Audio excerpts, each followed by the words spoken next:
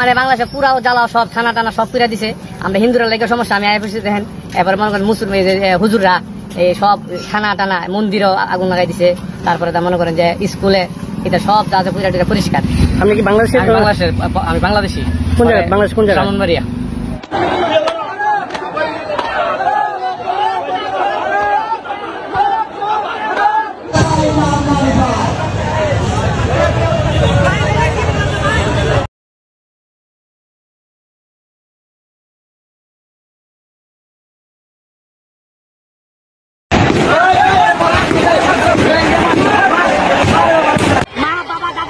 শুনেছি ৭১-এর কথা, ৭১-এর যুদ্ধের কথা, কিন্তু ২০২৪-এ এসে আমরা সেটা সশক্তি দেখেছি। ইনশাআল্লাহ সারা বাংলার ছাত্র এবং জনতা মিলে আমরা সেই যুদ্ধ জয় করেছি। বিজয় আমাদের হয়েছে। গত কয়েকদিন ধরে সোশ্যাল মিডিয়াতে একটা জোকস না খুব ভাইরাল হচ্ছে। জোকসটা হলো একটা দেশ নাকি তৃতীয়বার না চতুর্থবার স্বাধীন হলো। না হতেই পারে, দেশটা যদি হয় বাংলাদেশ, যদিও সেটা পরিচিত আমাদের কাছে সবাই কাংলাদেশ বা কাংলুদের দেশ বলে। হ্যাঁ, সেই বাংলাদেশ কাংলাদেশই বলছি। ওনাকে তৃতীয়বার না চতুর্থবার স্বাধীন হলো, হতেই পারে। ব্যাপারটা হলো একটা ছাত্রদের কোটা নিয়ে শুরু হওয়া ছাত্র আন্দোলনটা কীভাবে রং চড়িয়ে সাম্প্রদায়িক ও রাজনৈতিক আন্দোলনে পরিণত করা হয়েছে, আর কীভাবে ধ্বংসলীলায় মেতে উঠে দেশটার ১২টা বাজানো হচ্ছে, সেটা আপনারা সোশ্যাল মিডিয়া খুললেই আজকাল দেখতে পাবেন, বুঝতে পারবেন। তারা আবার গর্ব করে বলে স্বাধীন হয়েছি, স্বাধীনতা আবার হলো। এদের স্বাধীনতার কিছু নিদর্শনটা দেখুন।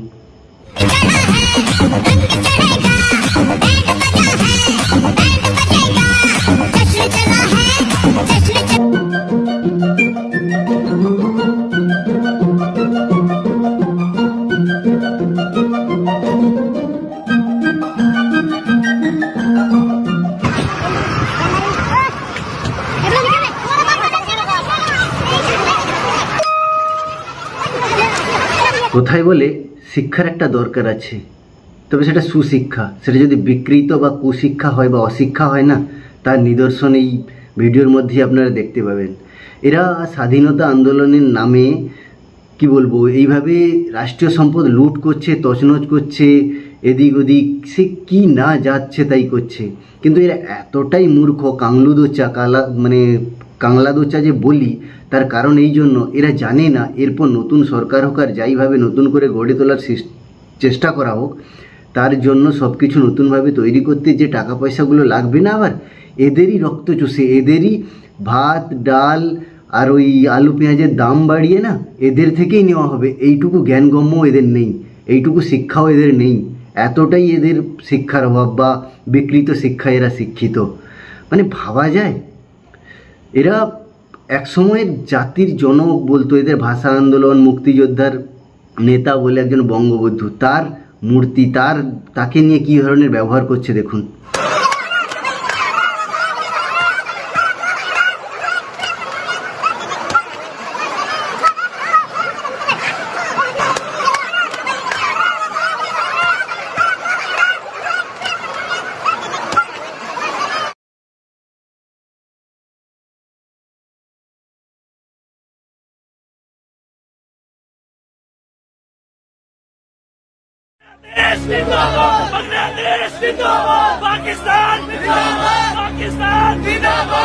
আমরা আগেই দেখতে পেয়েছি বা আপনারাও দেখতে পেয়েছেন যে ভারতের সাথে খেলা হোক বা ভারত বিদ্বেষী যে সোশ্যাল মিডিয়াতে পোস্টে বাংলাদেশিরা স্পেশালি মানে 70-80% লোক 1971-এ যে পাকিস্তান থেকে আলাদা হয়ে কতটা ক্ষোভের মধ্যেই বাংলাদেশে বসবাস করছিল, সেটা একটু আধটু আমরা দেখতেই পেতাম। কিন্তু এই আন্দোলনের মাধ্যমে না, এই ভিডিওর মাধ্যমে আমরা একদম পুরো পরিষ্কার, বা আপনারাও সবাই পরিষ্কারভাবে দেখতে পাচ্ছেন ওরা কতটা আন্তরিকভাবে মানে গভীরভাবে পাকিস্তানের সাথে থাকতে চায় বা পাকিস্তানের সাথে মিলিতভাবে থাকতে চায়, পাকিস্তানের সাপোর্টে থাকে বা পাকিস্তানের হয়ে যেতে চায়। সেটা এদের এই সব ভিডিও দেখলেই বোঝা যায়। আর এদের আরও কিছু ভিডিও নিদর্শন দেখুন।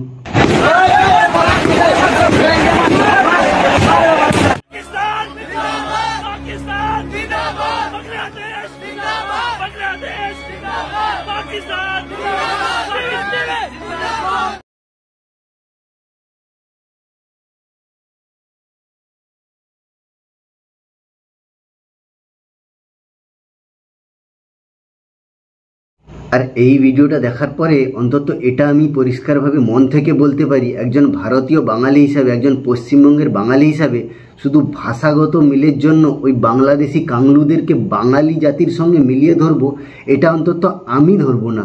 আপনারা কি মনে করলেন পশ্চিমবঙ্গবাসী বা বাঙালি, সেটা আপনারাই বলবেন। অন্তত বাঙালি জাতির সঙ্গে এদেরকে শুধু ভাষাগত মিলনের জন্য যে বাঙালি বলবো বা বাঙালি ভাববো না, সেটা আমার তরফ থেকে হবে না। আপনাদের কি মতামত সেটা আপনারা জানাবেন। এই আন্দোলনের নাম করে কিছু অল্প সংখ্যকের উপরও যেভাবে অত্যাচার হচ্ছে ওখানে বাংলাদেশে, তার নিদর্শন নিশ্চয়ই আপনারা সোশ্যাল মিডিয়াতে পেয়েছেন বা দেখেছেন। সেটাকে আমাকে আর খোলসা করে বলার দরকার নেই, সে আপনারা নিশ্চয়ই দেখেছেন বা খবরও পেয়েছেন, অনেক কিছুই জানেন। তো এটা যে শুধু স্বাধীনতা আন্দোলন চলছে সেটা নয়, সাম্প্রদায়িকতার বীজ বুনিয়ে একটা মানুষের মধ্যে একটা বিভাজন আর লড়াই করে না একটা আলাদা জিনিস চলছে, সেটা আমাকে পরিষ্কার করে বলার দরকার নেই, সেটা আপনারা সবাই জানেন, বুঝতেও পেরেছেন। তবে হ্যাঁ, আজকের এই ভিডিওতে বলে গেলাম, আগের একটা ভিডিওতে আমি হয়তো বলেছিলাম যে পিস ফর বাংলাদেশ এফএ, কিন্তু ওরা শান্তি চায় না, ওদের আলাদা মনোভাব, ওরা ভিখারিস্তানের চেয়েও ভিখারির জায়গায় পৌঁছবে। এদের স্বাধীনতা আন্দোলন এটা তৃতীয় না চতুর্থ চলছে, তো এর পরেও আন্দোলন হবে। এরা যে জাতির জনককে লাথি মারতে পারে, জাতির জনকের মূর্তি ভাঙতে পারে, যারা আজকে আন্দোলন করছে না তাদেরকেও 4 বছর 5 বছর পরে নিচে নামিয়ে আনতে এদের একটু দ্বিধাবোধ করবে না। এমনিতেই বলেছি এরা এতটা অসভ্য আর নিজ জাতির নিম্ন মানসিকতার না, সেটা আর বলার বাইরে। আর বাকি কোনো বাংলাদেশি যদি দেখে নিশ্চয় অবশ্যই আমাকে কমেন্ট করবে বা বলবে যে হচ্ছে তোমরা তোমাদের নিয়ে থাকো, আমাদের মতো ছেড়ে দাও। আরে তোদেরকে তোদের মতো ছেড়ে দিয়েছি, তার রিপ্লাইয়ে বললাম, ঠিক আছে? শুধু বললাম অন্তত আমাদের দেশের জনগণ কিছুটা সচেতন হোক, এই জন্যই, আর কিছু না। এই আন্দোলনেই বহিঃপ্রকাশ হয়েছে আমাদের প্রতিবেশী দেশ বাংলাদেশের মানুষেরা কতটা ভারত বিদ্বেষী আর ওদের মনে কতটা ভারতের প্রতি ঘৃণা জন্মে আছে, সেটা এই আন্দোলনেই প্রকাশ পেয়েছে।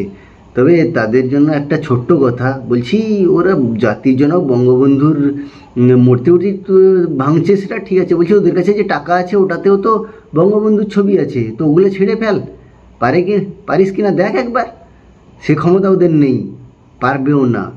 বাকি ওদের ভারত বিদ্বেষী মনোভাব আর ঘৃণাটা এতটাই প্রকাশ পেয়েছে না, অন্তত আমাদের পশ্চিমবঙ্গ সরকার হোক আর ভারত সরকার হোক, অন্তত এবার তো টনক নেওয়াটা উচিত যে কাদেরকে সাহায্য করছো বা কাদেরকে সাহায্য করবে ভবিষ্যতে। আমরা জনগণ কীভাবে নিচ্ছে সেটা একবার দেখুন। বাস, বাকি ভিডিওটা যদি একটু আধটু ভালো লাগে তাহলে লাইক কমেন্ট শেয়ার করে দিন, আর পারলে চ্যানেলটা সাবস্ক্রাইব করে দিন। জয় হিন্দ।